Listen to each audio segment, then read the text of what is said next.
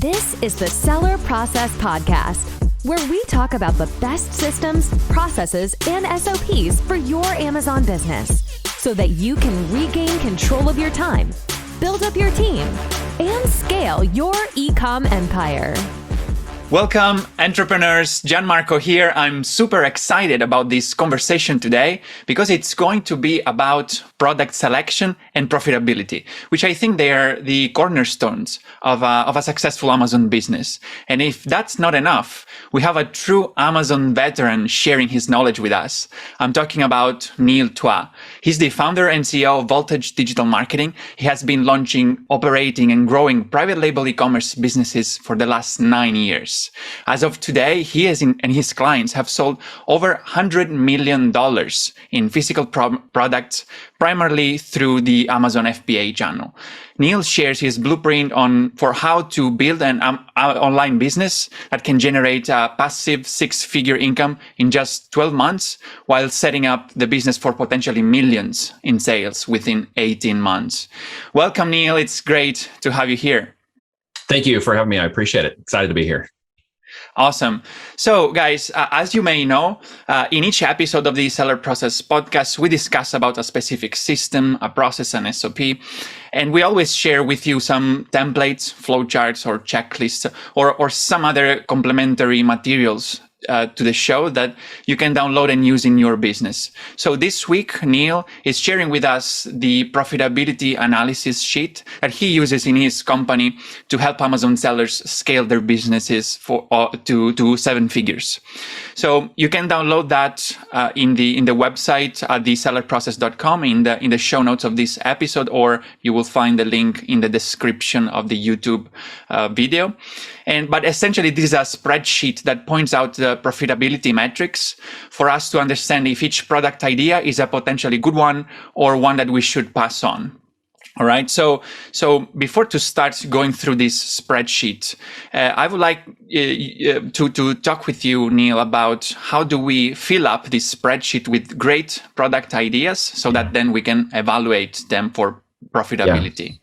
Absolutely. We refer to that as what the heck do I sell? You can fit in whatever acronym you want in the middle of that, which literally gets the question begged by so many people in terms of, I get the concept of a business. Sure, I've been listening or I understand fulfilled by Amazon and FBA, and I get all that. But I also either have tried or are maybe looking to try and are a little concerned about how do I position a product or even determine what product I could sell to give me the opportunity that obviously becomes the business that I want to build, the lifestyle I want to create, the empire, the retire, whatever it is that I'm driving this metric for.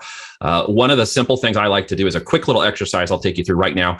There's about 12 of these that we take people through, and one of them resonates with every person we've ever talked to. The simplest one I like to do, and this is just to go back and look at your own order history. Everybody, for the most part, has someone or buys on Amazon themselves. And so you have an order history. In my house, we call it subscribe and spend because technically if you don't buy anything, you actually save. So technically it's not subscribe and save. But anyways, if you go back to your order history list for the last 90 days in Amazon, I want you to look at all of those products. And there's a couple things I want you to consider when you're looking at them. The first thing I want you to consider is that by Amazon's own metrics, over 60% of those products are sold by third-party sellers. Okay, that's over 2.5 million people on Amazon. That's over 350 plus million a day in revenues going to third parties. Okay, small business owners, individuals, and stuff like people like us. The other component I want you to look at is the solution that you were trying to solve when you purchased that product, not just because I thought it was a best price or maybe it had the better reviews. What was the problem? The actual problem you were trying to solve with that product? Was it for you, a family member? Was it for something in your household? Was it a seasonal object? Was it something that was going to make you run faster, jump higher, lose weight, gain weight? Look prettier, garden better? What was the actual solution that you were trying to solve with that product? And the ones that you most quickly identify with the solution are the ones you should write down first. This is what we call our more list. It's a list of big product ideas. Okay. And the goal here is to create a list over 21 days of 500 of those ideas. Now, right now, we're not looking at whether or not they're profitable. We're just doing a first level analysis. Can I determine the product solution? What did the solution mean to me? And if I don't have that list per se, is there a friend, family member, significant other whose list you can look at? Now, what we're initially doing is we're obviously looking for solution-oriented problems, but we're looking for what we call an avatar. We're looking for a customer profile. Why was it bought? What was the solution around it? And the next level questions of analysis will get into the numbers, but it's also going to continue to help answer that question as we go by the numbers to determine profitability. And as you said, whether or not I should even sell this product will be determined by those products solutions, what the customers were willing to pay for them, and what ultimately was the perceived value of that product, even if it was priced at $29, $59, or $299. The perceived value of that product was the most important thing we're going to gain out of that as we look at the numbers. So that aside, we're going to take a whole lot of emotions out of this because we're going to run it as a data-driven business model. Okay, definitely. Yeah, so that's a good first, tip in order to basically create our list of potential products. Okay, so but I don't want to stay too long on this product ideas phase because obviously we can make a full episode on that. Right? So, full episode on that. Yes. Exactly. So let's go deeper into this spreadsheet and how do you basically understand whether a product it's a green light or a red light through its profitability, which I think it's really the most important thing and the most overlooked thing. It is. It really is. It's what we refer to as going by the numbers. And that is to really understand the true profitability of one unit sold on Amazon. Most folks do not understand this completely at the business or financial management level. And it's a very important thing that I want my people to understand. You can yell that Amazon takes your product referral fee. You can yell about their advertising and cost and average cost of sales. You can yell about competition and other things. And those, in some ways, are legitimate challenges to overcome or opportunities, depending upon how you look at it. But at the end of the day, it really matters about the profit that you make on each unit. We don't want to just give money to Amazon, okay? We don't want to just give product to that machine and let it chug along. What we want to do is obviously make a profit. And it doesn't have to necessarily be a grandiose, what I call lottery mindset mentality of profit, a scratchers and suddenly I win the lottery. It's a combination of activities and events that go through the data and analysis and then determine each product on what we call our most list. So we started with our more list of ideas, which can end up being very big, but then we're going to look at a most list, most opportunity, most products that are competitive, most profit or potential revenue in each of those products, most upside potential, meaning that the avatar or the reason why I purchased that product or somebody I know purchased that product is because there are 2, 3, or 4 other products that are very complementary to it and support what I call the product ecosystem of the first product that was purchased, meaning there's second, third, or fourth purchases this person could make from you to support their first purchase. Okay. So if you start to look at that, we call that customer lifetime value. It is the opportunity that customer will have repeat business of $200, $300, $500, $1,000 in a year, and that we can anticipate that customer will buy from us to that amount, and more importantly, that we can track it. And that all comes back to the numbers. Now, the sheet that you mentioned by the numbers is literally a data-driven sheet that says plug in these variables and the equations will help you understand what is green, yellow, or red. It should be very obvious here. Green means go. Yellow means caution. You need to adjust pricing, retail expectation, or solution-oriented aspect of that product, or you need to change its cost of goods, its landed, its manufacturing to adjust price to move it into a green category. Okay. If it's yellow but cannot adjust price, retail, or other metrics to go green, you should not sell it. It's probably a red product. Now, one thing I have witnessed before with many sellers, as we do an audit of their initial products and they go through this exercise of determining the numbers, all of a sudden they now see why they're fighting high ACoS problems and profitability, why they're struggling to make their products rank and work, and why they're not getting paid enough money to do this business.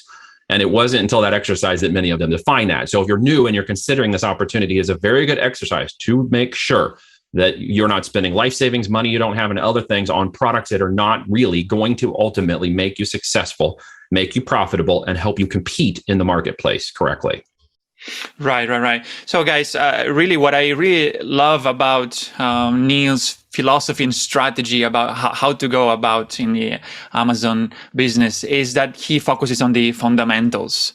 Okay, so you see this spreadsheet, as soon as you will download it, it's really not rocket science. It's just automatically calculating the unit profit of each product, and it sums up with a few other metrics. But it's really not rocket science because that's how it should be.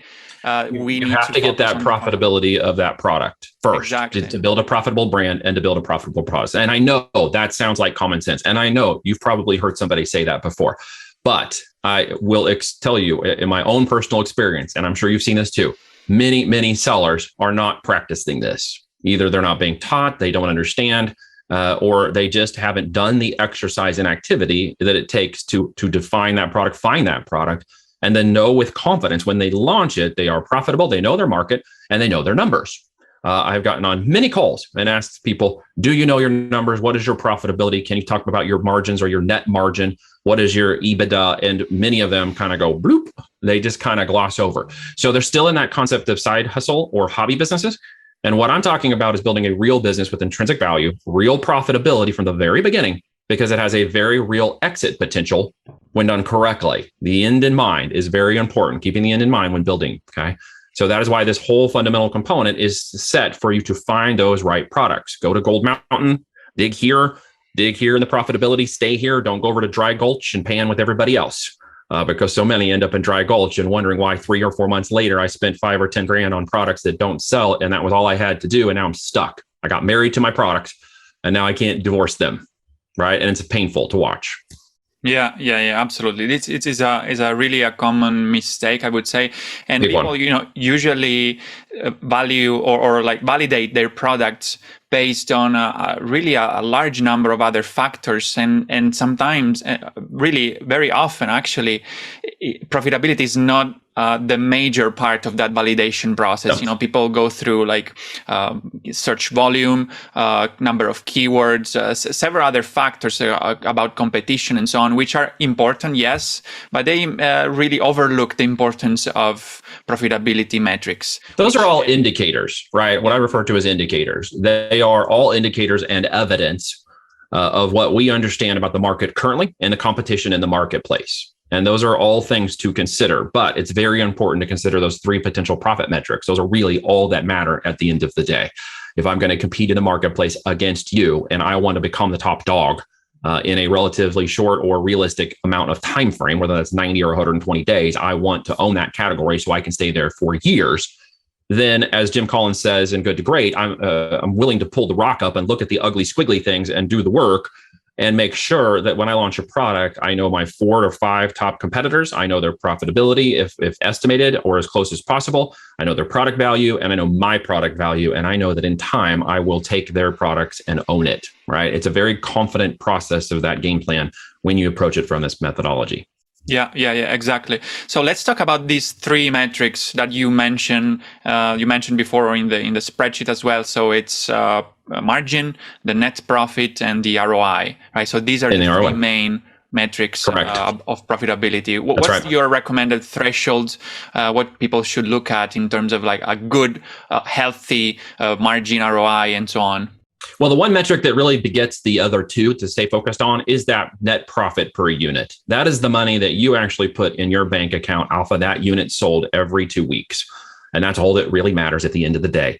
If you can pay yourself and you can run the business, then in time, you will continue to grow organically, profitably, and successfully in the market. If you cannot pay yourself correctly from this, you will eventually give up. Your time is not worth it. Your energy is not worth it. And of course, spending a lot of money to make a lot of money in Amazon, but not getting the return and instead just giving it all to them is not a fun business model. I've had people come to me and say, hey, I'm making, $3 million a year on Amazon. That sounds really sexy. What's your profit margins? What's your net margin? Where are you at in terms of your profit at the bottom line? We spent about 3.1 million last year to make that happen. And I'm like, what? Hold on. How did you just spent more money than you made last year? And they're like, yeah, because after profitability, products, et cetera, and we paid the government for the taxes we owed on everything else, we didn't come out ahead last year. So I don't want anybody to fall into that trap. It's terrible. So that profit margin, that minimum of $12 per unit that you're putting in your bank account is a very important number. And if you cannot establish that number in a product, no matter what you feel about it, no matter how passionate you are about this niche, it doesn't matter. There are millions of other products that will go what we call Greenlight. And until you find one of those, you should not launch it, because until that point, you are setting yourself up for failure. You will ultimately do what a lot of people do is you'll get below and say, I have $10 in profit. Okay, I've heard this a lot. Well, I have $10 in profit. Neil, what are you talking about? Well, what's your A costs? What's your taxes? What's your overhead? By the time you get down to all of those things, while they're yelling about their A cost being too high and it's taking all their profit, they're making $1.50 per unit. That is not sustainable in the business model. Okay. If you're making $3 to $5 a unit in Amazon, you have to be moving a ton of inventory to do that. And we both know supply chain and logistics do not favor the ton of inventory movement right now. In fact, it never has. And for those of us who've never focused on the amount of units we moved, but instead focused on the amount of profit we made, we're not feeling the same restrictions that many sellers are right now. I don't care that you sold 1,000 units this week or this month, for $1.50, and you plan to sell 2,000 next month for $1.50. You didn't get ahead. That is a misunderstanding of business and finance. If you sold 1,000 this month at $1.50, but next month you sold 750 at $3 in profit or $5 in profit, now you're getting ahead. Now you're going the right direction. Now you're understanding the fiscal management and responsibility of growth, organic growth, and profitability. The other is not sexy whatsoever. It just sounds good. It sounds like best seller badges. And, I got these badges and all. Who cares? I don't care. Nobody should care about all that. And yet too many people put too much emotional focus on those things.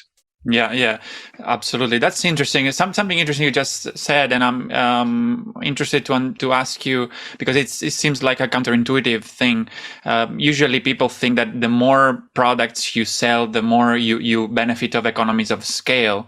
But you are kind of saying that usually if you move more products, logistics are not in your favor. How is that? Well, it is a misnomer, right? Because people would say, and you are correct, but I look at it differently. It's the amount of products I move, but not the number of units. What people are focused on is a product that moves a lot of units. And I'm inverting that relationship. Okay. And I'm saying if I find 2 to 5 products that sell 250 to 750 units a month, okay, let's say on average, I'm making up a number here. Okay. And forgive me if it's not mathematically 100% correct because I'm doing this on the fly. But if you're selling that amount and you're making $10 to $12 of profit per product, but it's moving 500 units, let's say on average, and you find another one of those and another one of those and another one of those, you are now putting more products in Amazon and following the general rule of Amazon. Thou shalt put more products in Amazon to make more money. Now, it's not that I should move necessarily a lot more units because I may not be able to take over more units at the price point or the margin or the potential of that product, but I can be 1.2 to 1.8 times their retail price and still compete in that market, meaning I'm making more profit. Then I continue to stack those products on top of each other, and I will move more units, but I will also have more products, more revenue streams. Does that make sense? Okay, I understand. So basically you are suggesting to create more products, like in terms of like more SKUs, more different type of products with a very healthy margin. With a very healthy margin. Yeah, that potentially might sell because they have a higher price. They might sell less units than other competitors, but in the overall, in doing the math, basically it works out, well for you. And if you stay in that vertical, and again, going back to good to great on that hedgehog, as I like to refer, I've hedgehogged for 9 years. And if I continue to hedgehog in this vertical, or I take my brand and I continue to launch products in that avatar solution focused, like we talked a minute ago about the primary product and variation and separate secondary products and tertiary products that all solve problems around that original customer avatar. What I'm not talking about, for those of you who hopefully are paying attention to this, is going off and selling something in kitchen and then something over in automotive and then something over in outdoor gear. Because people think that if I can't make 1 or 2 products work in this vertical, I need to go test another vertical. And that is actually stinking thinking. What you need to do is get deeper and understand more about your customer. Okay. Double your understanding of your customer and you'll double your revenues. And as long as your products have green lights on those 3 metrics, you will make money. Now it's just a matter of time and energy deployed to continue to find those products and serve that customer avatar. And then look at your bonus of profitability. If your heart leads this in a servant leadership, you will understand that customer avatar so well, that even better than your competition, that some of those products will take over the market for that competition and you will see them rise up. And that is your opportunity to keep hedgehogging down into that vertical and stay focused on continuing to serve that market with more products, not the amount of units I move, the amount of profitability I move per unit. Very big different thinking than I get to see on all the YouTube videos and all this other crap I see flying around everywhere. Yeah, totally. Yeah, it makes sense. Absolutely. So you're suggesting this threshold of at least $12 net profit per unit, right? Yes. So these are basically quite expensive product, maybe like $50 plus. correct? And what about the ROI or margin? Do you have any indications for that? Well, again, once the profitability potential of that product goes above 12, you'll green light the ROI and you'll green light the other one. If you don't, then typically if it's above 30% or more, you may make adjustments to retail pricing a little bit over time to achieve that based on raising your prices to become the premium brand. Okay. Most of my business builders raise their brands up and end up charging more and more. I have a case study on my website from John. John came in, John had low profit margins, was doing $250,000 a year. Sounded really great. However, his profitability was below 7%. So as we took and restructured his brand and started to redefine the brand's value perception, same market, same product, value change, he started to raise his prices. By the time he got to the end of 6 more months with us, he was over 1.2 million in sales and increased his profitability 200%. So what people get into is what I call this mosh pit of Amazon sellers down at the bottom. Okay. It's stinky. People are in there. You're like, do I want to get in there? There's some 6'9" bald head guy with tattoos slamming people around. That's what it feels like to be in the sub $30 profit margins on Amazon, sub $30 retail price point. Okay. So yes, we target those $50 to $300.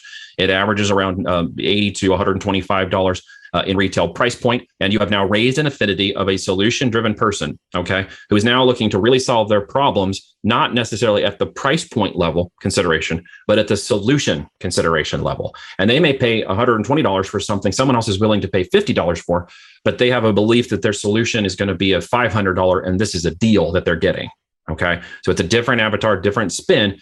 And there are those different levels of people in the market. Okay. Here's one example for your brain. If you are a biker and you're going to go ride up the side of a giant mountain in America, we got Pikes Peak, and I've ridden to the top of it before, and it's a long climb. Okay. And you got to take some breaths up the way because there's not a lot of oxygen above 12,000 feet. But what I didn't want to do on my mountain bike is have bad brakes. Okay. And tires that I didn't trust and a bike seat that was a $19 cheap Chinese piece of crap from Walmart. Right. Because these are important things to someone who's riding up or going down a mountain of that size or doing any kind of outdoor enthusiast riding. Even when I grew up in Oregon, we used to race mountain bikes down the logging trails, and we would, have the helmets and the hats and be, fully geared up. So there is an avatar in there and a belief that if I don't sell the $19 cheap Chinese piece of crap down here in the mosh pit of Amazon, then I'm not going to make any money or move enough units. But there's a whole group of people willing to pay $50 to $300 for bike seats. Okay, who want the solution, the gel pad, the cooling, the hole that doesn't get your crunch and munchies, and the best engineered whatever with the change top covers you can wash. And it's a different avatar who's going after a different solution. That person is also willing to buy the $1,000 panniers. They're going to buy the best brake calipers. They're going to buy the better suspensions. They're going to buy the nicest water bottle and the better pump. They're going to buy the bike container. They're going to buy the best bike rack holder on the back of their whatever, Subaru, etc. And that's a whole different kind of avatar. And they exist on Amazon. And guess what? They're spending millions of dollars too every day. Now, people have, again, it's a mindset misconception that if I don't sell that $19 product, I'm not going to make any money and no one's going to buy my products. Well, I'm living proof, and my builders are too.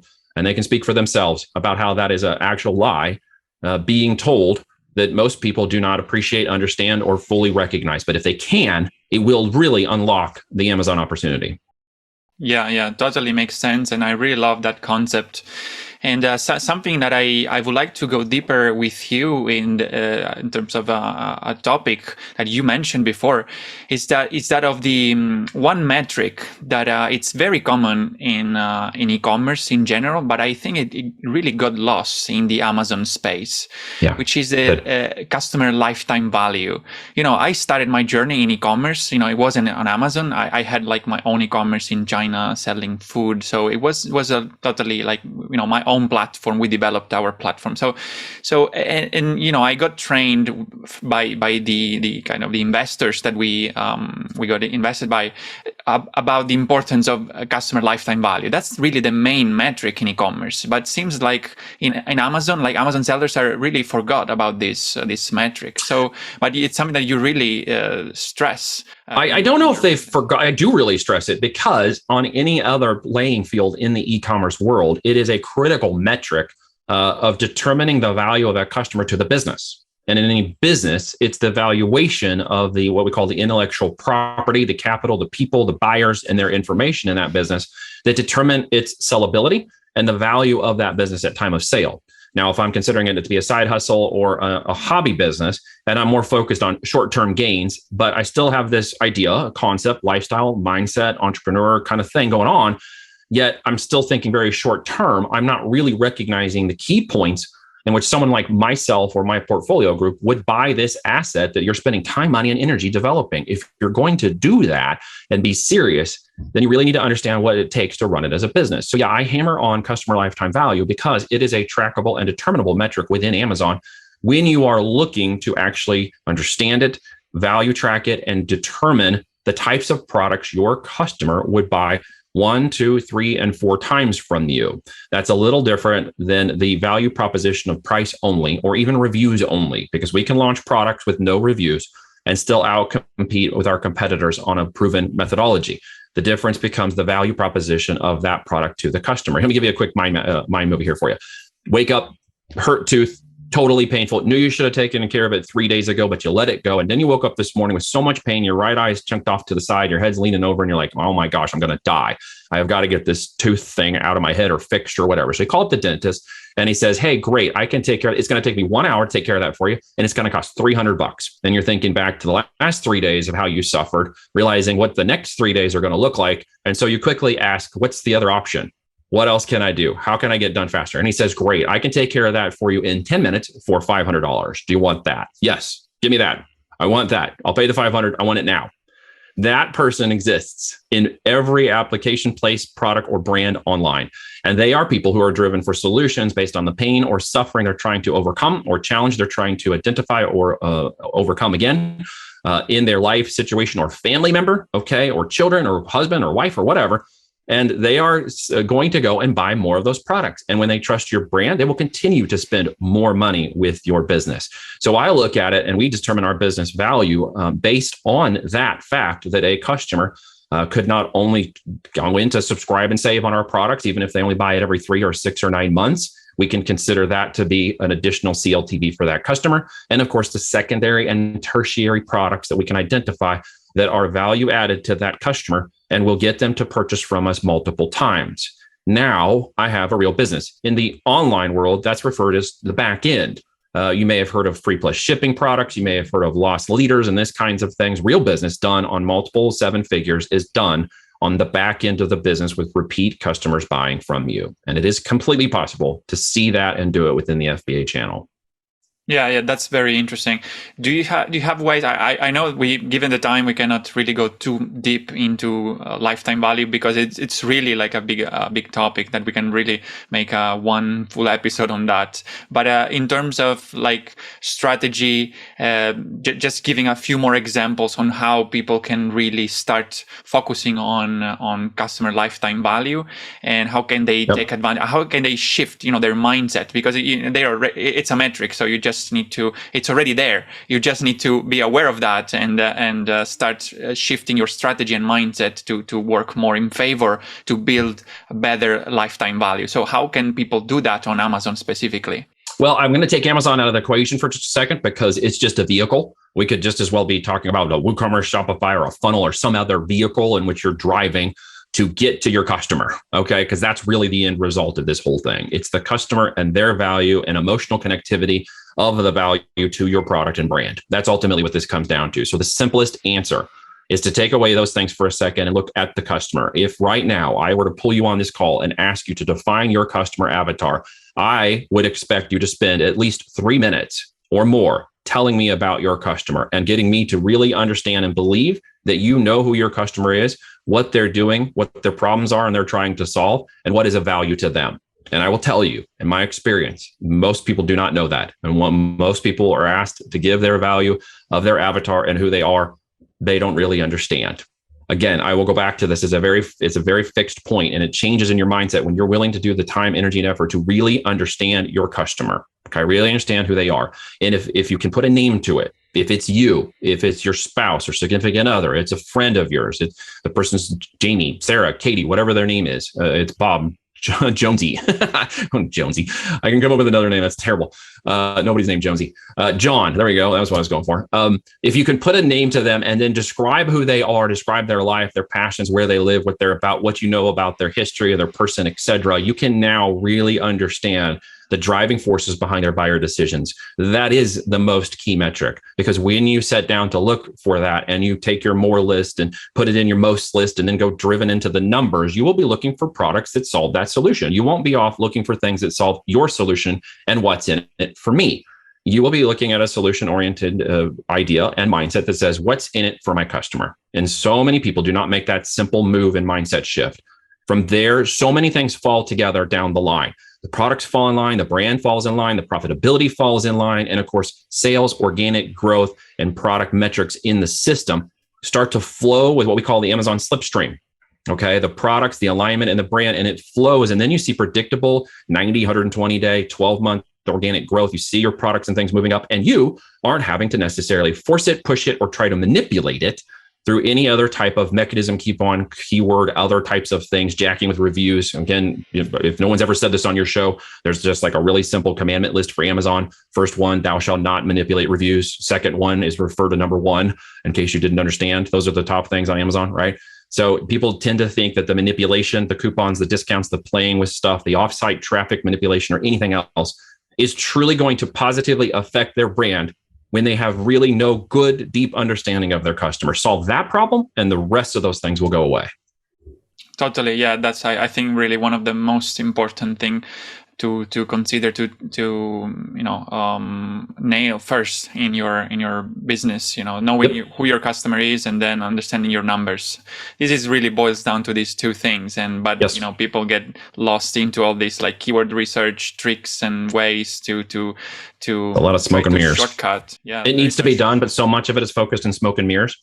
And I believe that's because many of the people who may be showing you or teaching you those things are not truly running the business, have never really run it to scale, and have never really dialed in a true avatar related business model. And because we've exited multiples of these businesses, I know as a buyer and a seller what they're looking for in terms of operational independence, what they're looking in terms of upside opportunities within that brand. And of course, the profitability of that brand is very important. And if you're not focused on that with the end in mind, then again, you're not willing to take the time up front to understand your customer. Very important stuff to do. Get the numbers right, get the customer right. It just flows so much easier through the business. You don't have to force it so much. Mm-hmm, exactly. So Neil, before we close, just would like to share with people like a few techniques that people can employ to once they understand really well their customer avatar. Mm-hmm. What are some of the techniques that they can use in order to really expand their brand and start increasing these metrics of lifetime value of their... Well, there's so much on social media these days. So if you start to define that person and you're in the due diligence process of learning about your avatar, you're going to do a little bit of online stalking. You're going to look for that particular person in other people. You're going to go search for different types of keywords to find more of those people on Facebook or Instagram or TikTok or wherever else they're located. And you're going to start to learn about them. You're going to look at their environment. You're going to look at what they talk about in their products or what they're doing in their life, what kind of activities they're doing. If they're family oriented, if they're married, if they've got a significant other, we're going to do a little bit of profile stalking. But for the good of understanding who are the other people that it match up. Because if there's one person willing to pay $89 for a gel seat because they are a bike enthusiast, I guarantee you there are millions others of those people that you can go out and start to define better avatars of products and understanding and language and terminology that those folks use that are part of their natural language that you don't currently know. And until you can understand it and go look at them, watch their videos, follow them around a little bit, look at their life, do what we call an urban mindset hack, which is literally go in and see the urban environment they're doing. Are they taking their kids to sports? Are they going to ballet class? How many kids do they have? What life do they have? Do they travel? What is important to them? And until you start to really define that and go do that research, you won't understand. And at some point, everybody has that aha moment. At some point, everybody says, you know what? I get it. This is one of the things that I've been missing. They really like this. They don't like that. They're willing to pay these prices for this, but they don't want to pay prices for that. And then you can literally get a product that you will give to them that they want. Because what so many people do is they just throw product at the market hoping that somebody wants it. Well, instead, give them a product they already want. Just put it in front of them and then watch them buy it. So go out and do a little of that social engineering. Cool. That's great. So yeah, we got a really a value-packed episode today with lots of interesting tips that nobody else is really talking about. So I think it's going to give lots of good tips for people to start implementing in their business. And so just Neil, before we close, tell people how can they find you and what's in for them if they would like to learn more. Sure. I've got some free videos and podcasts and other things you guys can check out. There's a really great one on our voltagedm.com site. That's VOLTAGEDM, digitalmarketing.com. I'm sure it's in the links in the descriptions here below. It'll explain what we're doing with the growth consultancy and why we're so focused on the growth of the avatar and growth of the business, because business mergers and acquisitions, the selling and exiting of these companies is what we predominantly focus on. So we're very much into making sure there's great brands, great products. There's a free video you can check out with myself and Kevin Harrington talking about how we expand these brands and grow them up. I would encourage you to take a look at that. It'll give you a little bit more detailed information about the way we approach the markets and business, and see if that doesn't align with your goals and objectives. If it does match up with what we're doing at Voltage, then you're more than welcome to connect with me. There's a personal text number. You can just chat with me. I don't have a sales team and a marketing team. I work on an invite-only basis with those who really understand what we're doing, have already committed to the e-commerce market and really know that this is where they want to go. This is what they want to do. They want to build businesses and flip them. They want to build an empire and retire. They know that this is what they're focused on. And we just happen to cross paths in time, and it makes sense for us to work together. So take a look at those things, and I would be honored to talk to anybody who's interested in looking at it more. Awesome. Yeah. Thank you, Neil, again, for sharing your knowledge with us. It was great to have you here. And guys, remember the key to success is to emulate the best. So go listen twice or 3 times this episode if you need that, in order to really prime your mind on this concept that we just shared. And remember to go grab your copy of the profitability analysis in the show notes of this episode at thesellerprocess.com. Find out the link in the show notes, looking at this specific episode, or you will find it in the description of the YouTube video. And so I really encourage you guys to take action on all the things that we just spoke about, and I'll see you in the next episode. Hey entrepreneurs, I hope you enjoyed the show and learned something from the interview. Subscribe to this channel so you won't miss the next episodes, and remember to go grab the free downloads of this episode at thesellerprocess.com. And don't forget to sign up to our free email list to get the latest systems and SOPs shared exclusively with our subscribers. Thanks for watching, and see you soon.